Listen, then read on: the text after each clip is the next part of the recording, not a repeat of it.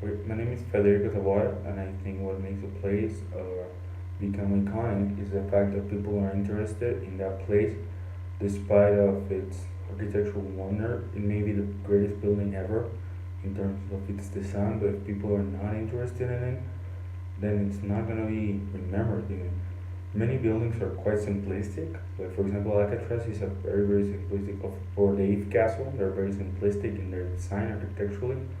Well, they have a very rich history which people are interested in, and as such, they became iconic, and they're one of the most famous places in San Francisco and in France, respectively.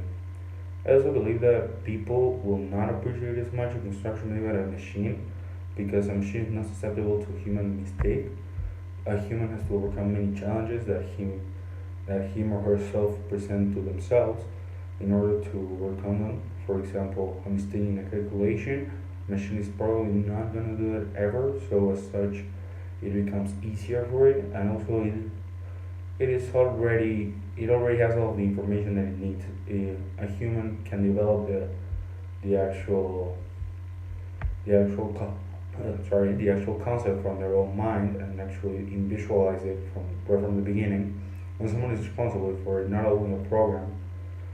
I also believe that in base of the flyer that was presented to us, I would much rather attend the sorry, I'm gonna check the name. It's Natalie Debris. I think I would much rather attend her lecture because based solely on these photos, I believe that hers is a lot more creative and it's a lot more interesting and appealing than the other one. I think the other one might be a little bit too simplistic and a little bit too, I want to say easy, but that's not the correct word. Sorry.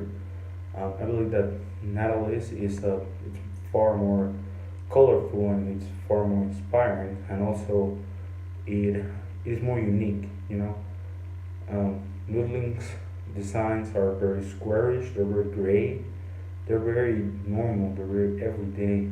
Obviously, it's still a great architect doing a great piece of art in the form of an actual building, but I believe that it's not as unique as the other one. I believe the other one contemplates a lot more ideas. It's also very circular. It's a tunnel, or at least it appears to be a tunnel, and it's a lot harder to design than a square with very solid foundations and columns all over the place than a circle which has to be built differently and needs another other characteristics. Although it seems like that creation is a lot bigger, it's a lot taller, and it probably took a lot more people to build. It also looks like inspiring.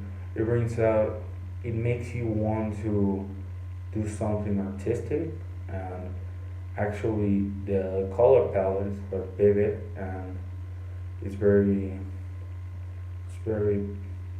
um, bright, and it's really a good use of natural light. You can see that when the light hits it from the day, it will inspire to the colors to become more vibrant.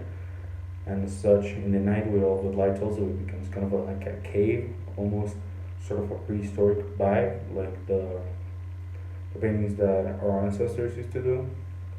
Something like that, but a more modern twist and a more contemporary twist, especially talking about art, the way that art is conceived nowadays with all the modern concepts that I would choose that one for all of those reasons.